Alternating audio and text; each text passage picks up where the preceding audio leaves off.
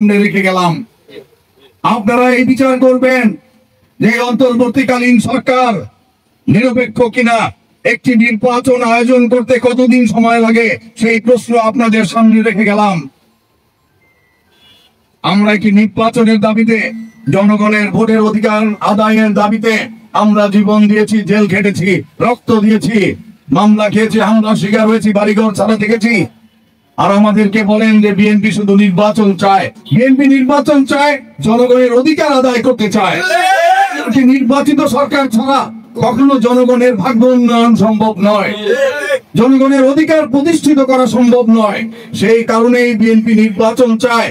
জনগণ যাকে খুশি তাকে ভোট দিবে, জনগণ যাকে চায় সে নির্বাচিত হবে, জনগণ যাকে যোগ্য মনে করে তাকে এমপি নির্বাচিত করবে। এটার নামই গণতন্ত্র। এই গণতন্ত্র আমরা বাংলাদেশে প্রতিষ্ঠিত করতে চাই। জনগণের গণতন্ত্র, জনগণের অধিকার রক্ষার গণতন্ত্র, জনগণের অধিকার আদায়ের গণতন্ত্র আমরা বাংলাদেশে প্রতিষ্ঠিত করতে চাই। কোন তত্ত্বাবধায়ক সরকার দীর্ঘদিন রাষ্ট্র ক্ষমতায় থাকবে সেই দাবিতে 15 বছর আমাদের নেতা কর্মীর আন্দোলন সংগ্রাম করে নাই।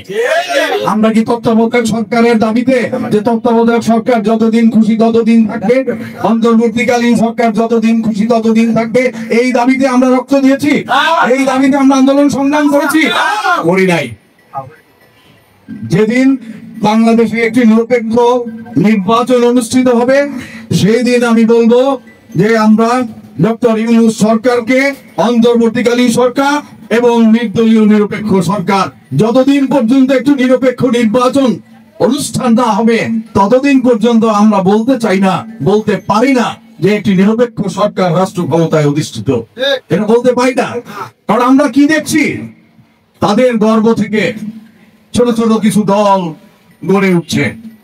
সরকারের পৃষ্ঠপোষকতায় কিছু কিছু রাজনৈতিক দল গড়ে উঠছে। খুব ভালো কথা, কোনো অসুবিধা নাই। কত দল গঠিত হবে, কত দল আমার ইতিহাসের পাতা থেকে মুছে যাবে, এটাই তো রাজনীতির খেলা। যে দল রাজনৈতিক ভাবে ভুল সিদ্ধান্ত গ্রহণ করবে, যে দল জনগণের বিরুদ্ধে অবস্থান নিবে, সেই দল রাজনীতির খাতা থেকে মুছে যাবে। এটাই ইতিহাস। আমরা অতীতে অনেক দলকে মুছে যেতে দেখেছি, বিলীন হয়ে যেতে দেখেছি অনেক দলকে। গিয়েছে না? কত দল ছিল, আজকে নাই তারা।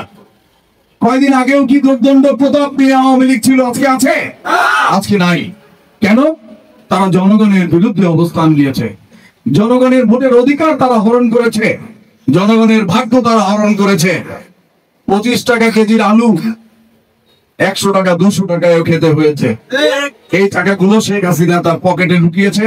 পকেট তো নাই, বেনিফি ব্যাগে ঢুকিয়েছে। তারপরে বারবার বিদেশ গেছে, ট্রাঙ্ক কেস ভরে ভরে বারবার নিয়ে গেছেন। কয়েকবার নিয়ে গেছেন উনি, অনেকগুলো ট্রাঙ্ক।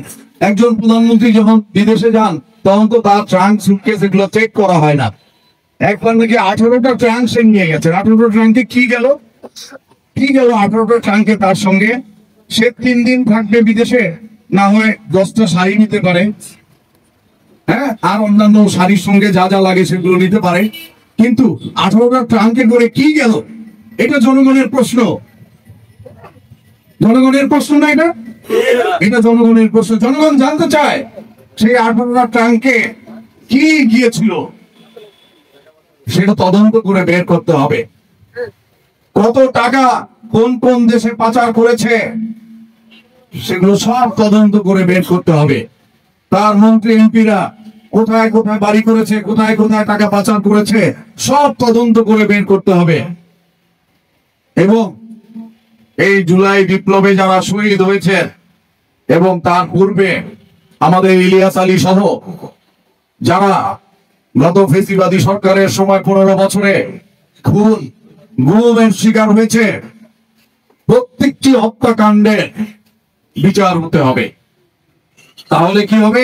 যদি বিচার হয় তাহলে বাংলাদেশে আর কোনোদিন কেউ এই ধরনের ফেসিবাদ ফেসিস্ট তৈরি হওয়ার সাহস পাবে না। বাংলাদেশ থেকে সম্পদ বিদেশে পাচার করার সাহস পাবে না। আর বিচার না হলে কি হবে? বিচার না হলে ওই যে একটু আগে আমি বললাম যে আপনারা আমাদের সমালোচনা করবেন, যদি সমালোচনা না করেন তাহলে আমরা কি হব? আমরাও কিন্তু গডফাদার হয়ে যাব আস্তে আস্তে।